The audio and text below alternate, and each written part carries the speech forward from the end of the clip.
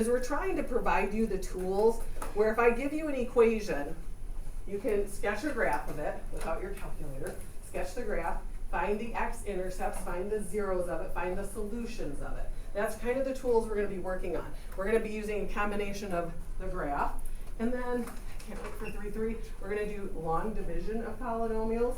Get excited for that. And synthetic division, brand new stuff too, but we're going to kind of put those together to help us find the solutions. So just some vocabulary to kick it off, nothing too exciting. Polynomial function, there you go, polynomial function degree n. Now, keywords, degree. Degree, of course, is your highest exponent. That's super important in this chapter. You're going to hear me say degree a lot. The degree also tells you how many solutions there are and how many factors there are to the polynomial. So a fourth degree polynomial, I know there should be 4 solutions, 4 factors when we get to that. Other vocab, coefficients, you know it, the number in front, of course. The constant term, if your polynomial is in the correct order, the constant term is always the last term. It does not have a variable on it. You're going to hear that. And then the leading coefficient, the lead coefficient, of course, is the coefficient of the first term. As long as your terms are in order, highest exponent to lowest. And they should be in order, highest exponent to lowest. Just some more vocab that I threw on here from the old Algebra 1 days, just a little flashback here to you. So you can see like this guy is a 5th degree, your lead coefficient's 3, so on and so forth. Like I said, the degree is going to be critical because that's going to tell you how many answers. It's going to give you an idea what the graph looks like too, and it's going to tell you how many factors. Now, just some more vocab. If there is just a single term, of course, we call that a monomial. So just if I gave you a function, just something like this, one term, you're not adding or subtracting anything else to it, it's a monomial, of course. So let's look at some of the graphs. Of course, we've been looking at graphs, it feels like forever. We've talked about lines, we're good at lines, we know what those look like. We've talked about parabolas, we know what x squared the parabola looks like. Today you're going to see some more in the next couple of sections too. Cubics, 3rd degrees, 4th degrees, 5th degrees. So just some things to point out that we're going to get into more detail about. Notice your odd degrees, cubed and 5th. Notice you have kind of this one end down, one is falling, the other end's rising. That is true on all odd degree functions. Whereas the even degree, notice both ends are up, or we can have parabolas that open down, both ends down. So the even degree, and we're going to get into all of this, the ends work together, both rising, both falling. Odd degrees, you have one of each. Now, as the degree gets larger, notice it says the graph becomes flatter around the origin. So we're talking about here in the middle, you can see it kind of flattens out. But again, we have graphing calculators at our disposal, so we can always take a look at those to help us draw some of the pictures too. So use transformation to sketch the graphs of the following. So I'm going to click it back a slide because we need to take a look at that x cubed. Now, can you just punch in negative x cubed in your calculator and draw the graph? I mean, yeah, okay. Notice the negative in front. Here we're back to our transformation, just a little fun-filled note. That, of course, means it's going to reflect over x. So really, what I'm going to try to draw, which we know my drawing skills, I might make a little table to make it a little prettier. So I'm looking at my x cubed, of course, here, and we want it to reflect, of course, over x. So we're going to flip it. Or really, if you, because you know I can't draw the best, I'd like to get some sort of decent points. If you make yourself a little table, if I put 0 in, that's nice and easy. 0 cubed 0, negative 0, 0. I'm not going to get too wild on my t-chart because the numbers are going to grow quick. If I put 3 in, I'm going to have 27. I can't draw that. Let's try 1. 1 cubed 1, and then you have the negative. And then let's try negative 1. Negative 1 cubed, negative 1, but you have the negative in front, which makes it positive. So I'm not going to get too carried away. So you just have the reflection over the x-axis. Of course, it just flips around, basically. All right, x minus 2 to the 4th. So if we're truly going to try to draw it off transformations, I'm going to try this one. So here's my 4th degree graph. X minus 2 in parentheses moves it 2 to the right. So I'm just going to try to take this thing and copy it over 2 to the right and draw it. I'm not going to get too crazy here. So 2 to the right. It's kind of got that wide. Not that you can't look at it on your calculator and get actually some nicer points. Okay. Same thing for this guy. You've got the fifth. Let's go the other way. But I'm looking at the fifth. I'm like, oh man, we have the +4. We got the negative. We've got the stretching. Might be easier just to make yourself a little t-chart and take a look at it, or look at your calculator. Again, to the fifth power, I mean, those numbers can grow very quickly. I'm going to pick small numbers, obviously. 0 to the fifth, 0, times -2, 0, +4. Let's try 1. 1 to the fifth, 1, times -2, -2, +4. Just remember, we can draw anything off a table. Let's -1, why not? -1 to the fifth would be -1 with a -2, +2, 2 + 4. So you can see, I'm just going to look at my fifth here. I'm just going to try to draw it. Clearly it's wider in the middle than on the graph that we have, just because of the graph style. Oh boy, kind of get away from me in the middle there. Work with it. Never was blessed with artistic skills, kids. No such luck. But just to kind of, this is just to expose you to what some other graphs look like with 4th degree, 5th degree, etc. We're going to start focusing on solving those equations. Getting all the solutions is what we're going to be focused on, coming at you. But just for some of the graphs. So graphs of the functions, of course, are what we call continuous, and you'll see some that are not here. Continuous. So you might be like, are all the graphs we've done so far continuous? Yes, yes. So you're like, what does that even really mean? You will see coming up, we're going to do some rational functions at the end of the chapter, some fractions. There's going to be some holes, some point discontinuity, they're called, in the graphs. You'll see little holes in them. Everything we've done so far has been continuous. So our graph is, of course, a smooth curve. There's no corners, sharp points, breaks, or holes in it. And we will see some of that at the end with the holes. Domain, these are nice. The domains on all of these are all real numbers. I mean, I can square, cube, fourth, anything.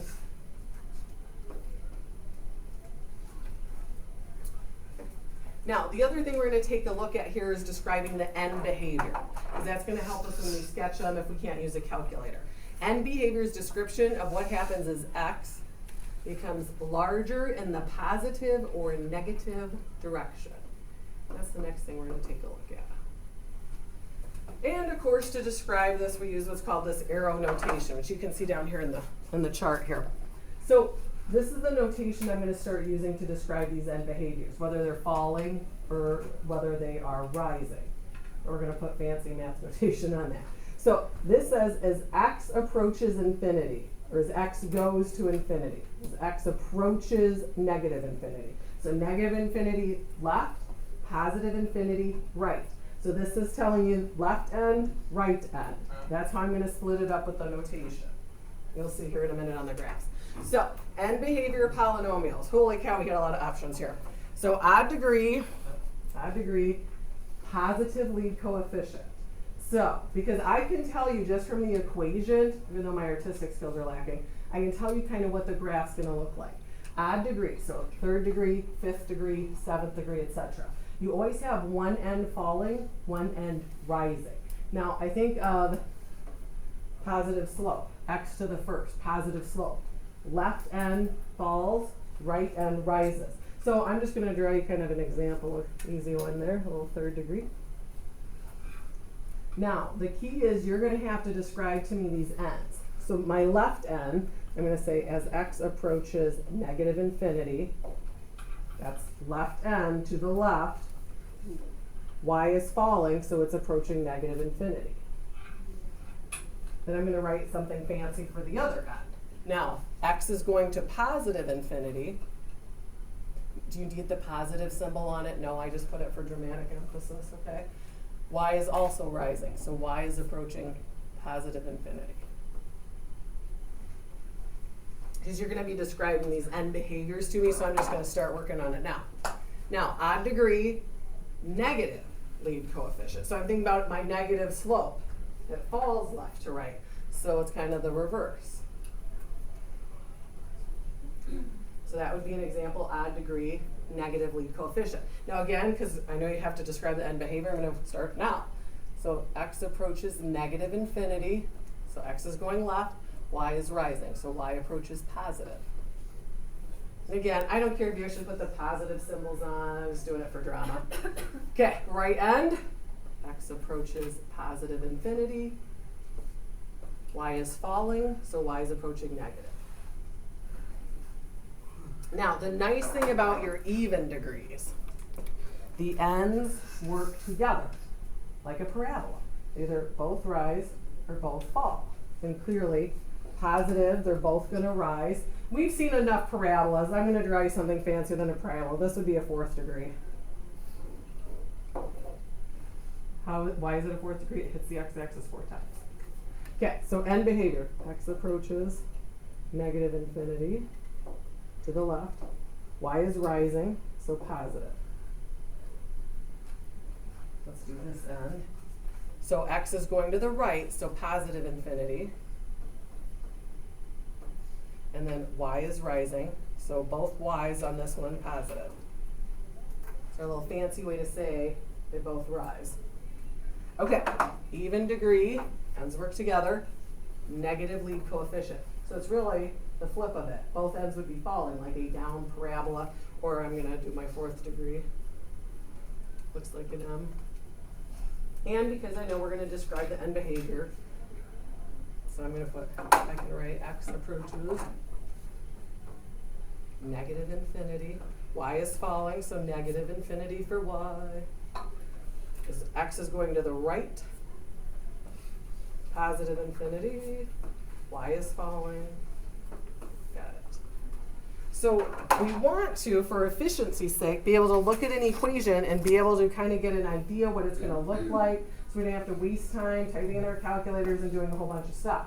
That's really our ultimate goal. We're trying to work efficiently on getting some of these graphs, which is what we're going to start practicing here.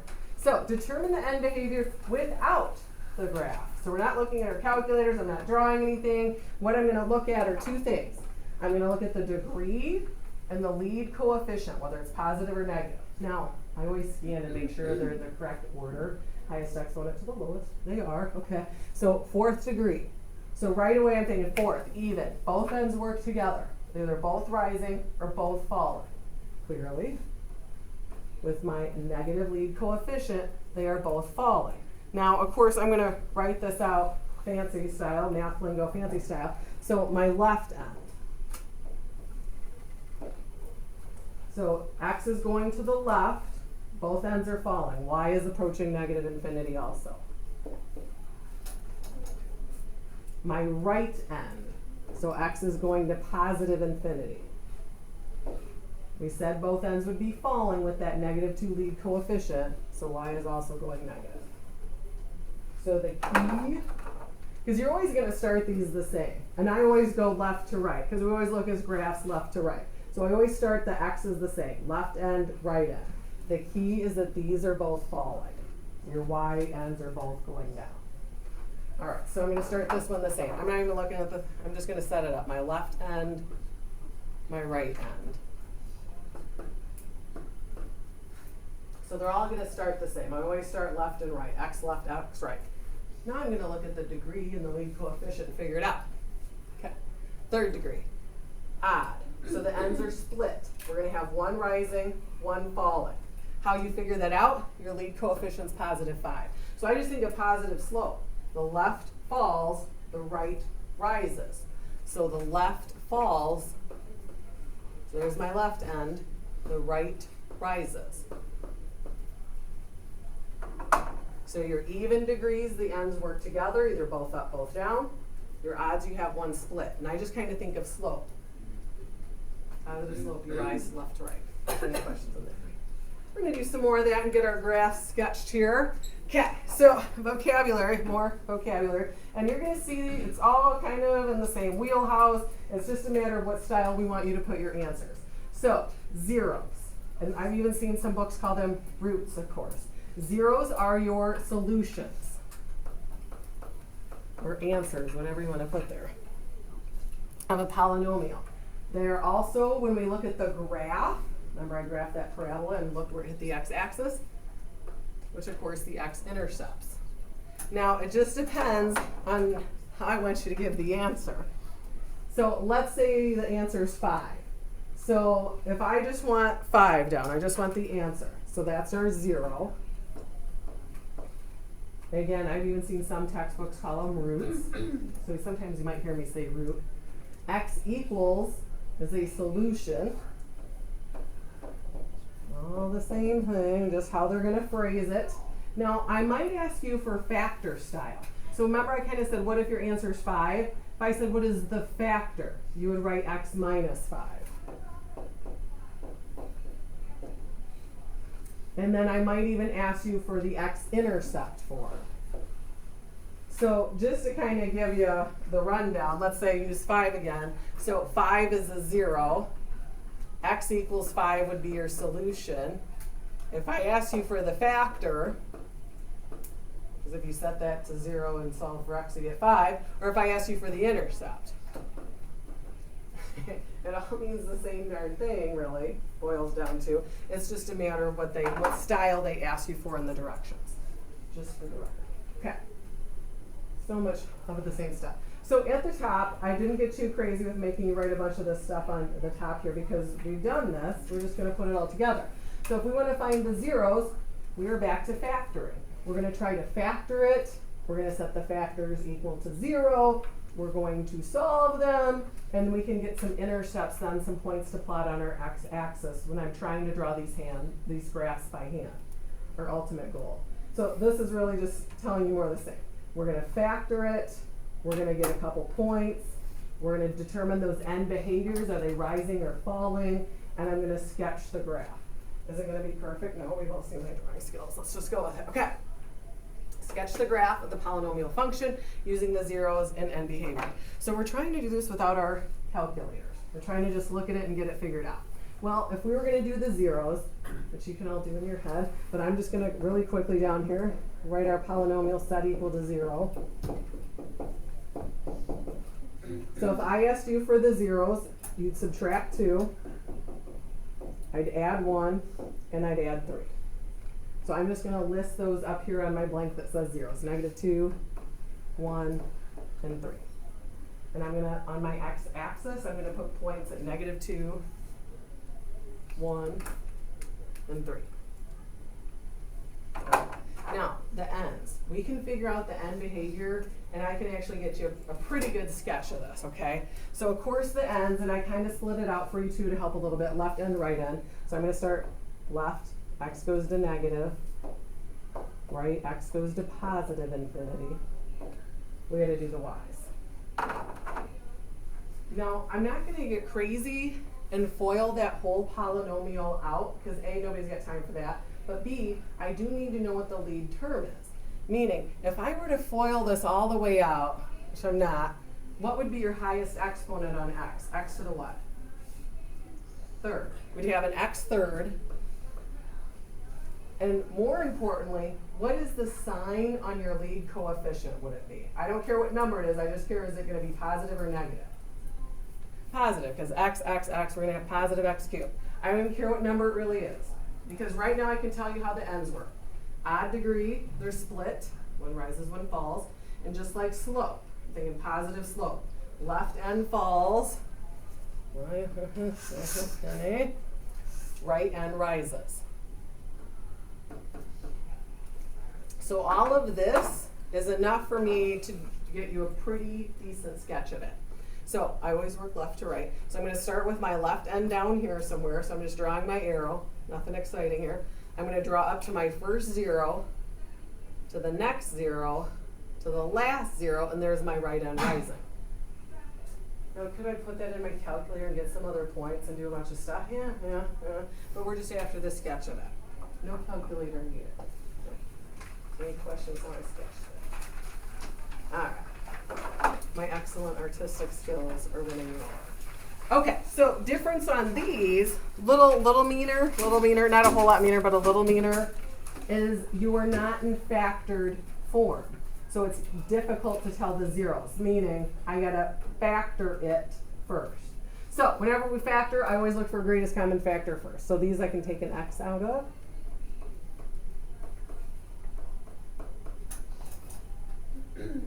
And I can factor that trinomial in the parentheses down some more. So multiply to -3, add to -2. Got it. negative 3 and 1. Now it's a third degree polynomial. I've got my 3 factors. There's 3 solutions. What are your 3 solutions? 0, 3, and negative 1. I heard it. So again, I'm going to start by putting my points on my x-axis with 0, 3, negative 1. Ooh, that's going to be close. That's going to be fun to draw through that. Okay, whatever. Now, end behavior, the same. So left, as x goes to negative infinity, we'll figure out y here in a minute. Right end is going to positive infinity. We'll figure out y here in a second. Now, at least the nice thing on this one, we know our lead term. I don't have to think about if I FOIL or do any crazy stuff like that. No, the lead term's x cubed.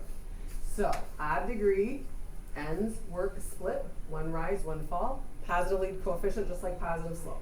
So left end falls, so negative infinity. Right end rises. Okay.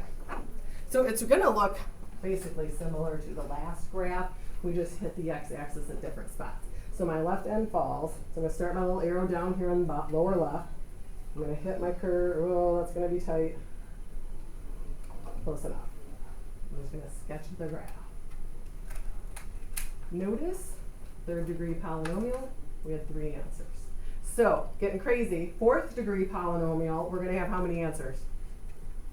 4. We're going to have 4 answers, so get ready for that. Now, again, they didn't give you the factored form, so we are going to have to factor. As always, I look for a greatest common factor. They all have at least x squared on it, and I'm even going to get fancy. I'm going to do the factoring over here.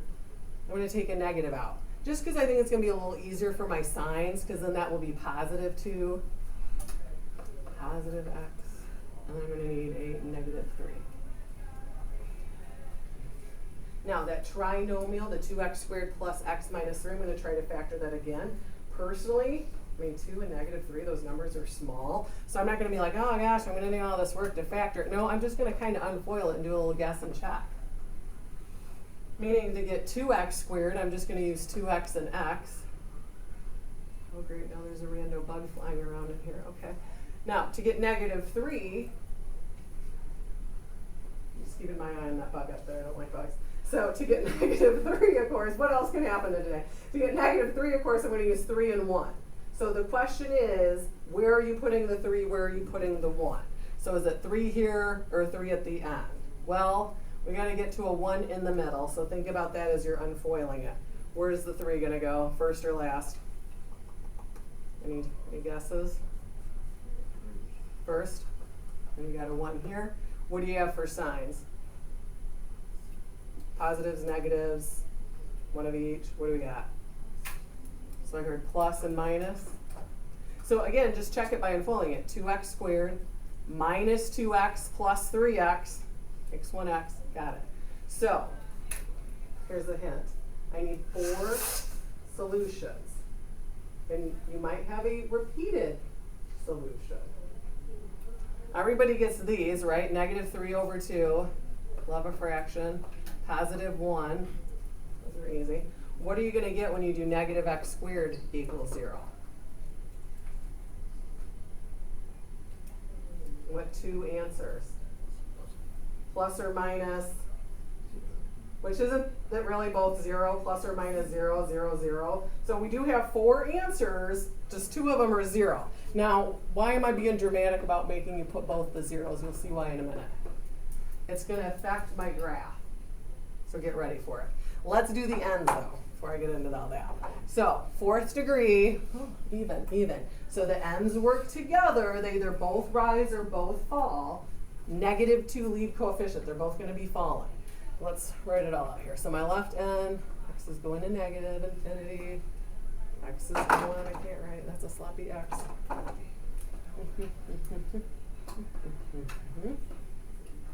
And my y is here.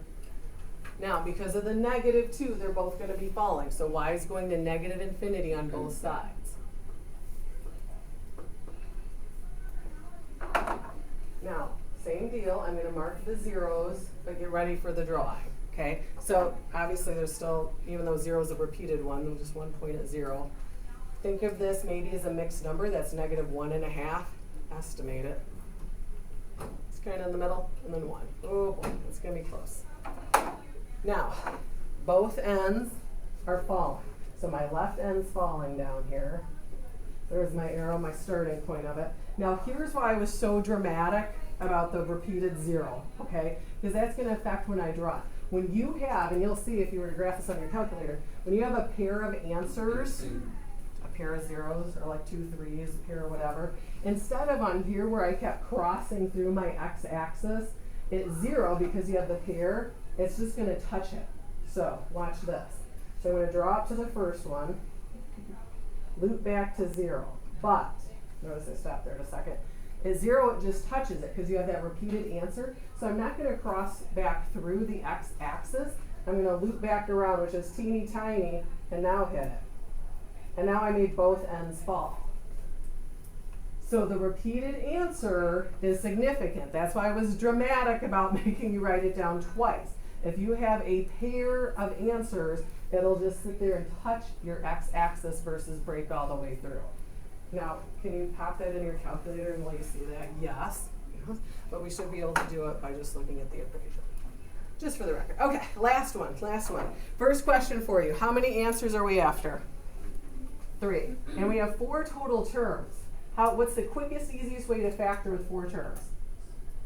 Grouping, yeah, let's split it in the middle, see what we can do. I'm just going to do the work down here. I didn't wear my tall shoes to fit up there. So I'm going to take x squared out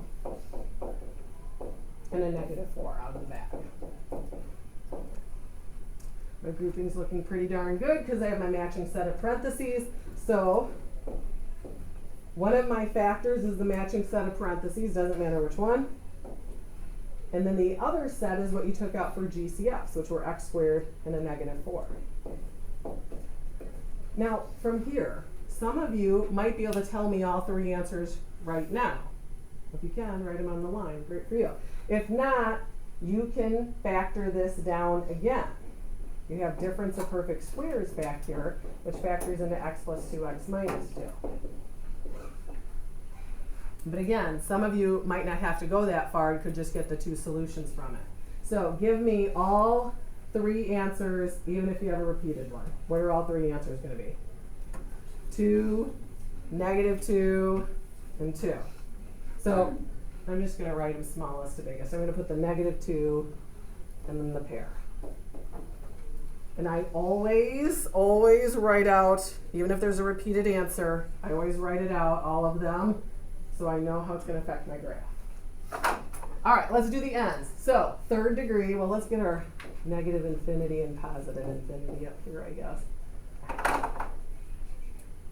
My sloppy writing. Okay. 3rd degree, so 1 end fall, 1 rise, positive lead coefficient, so just like a positive slope. Left end's going to fall, right end's going to rise.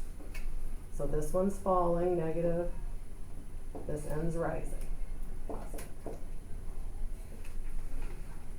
Okay, so I'm going to put a point at my solutions, -2 and 2. I'm going to be conscientious when I draw this. So of course, here we go, my left end, switch to green, is down here falling. Now, -2 is a single answer. So that guy I'm going to cross through. 2 is the double. When you have the pair of 2, so it just touches the x-axis, then it loops through, which you need it to do that so you get that right end rising. Otherwise, you won't have that right end rising. And again, can you look at your calculator and see it? Yeah. But we should be able to do it from the equation. We should be able to get the zeros and get a sketch of the graph drawn without relying on our calculators. Okay? So any questions on any of that? All right, what's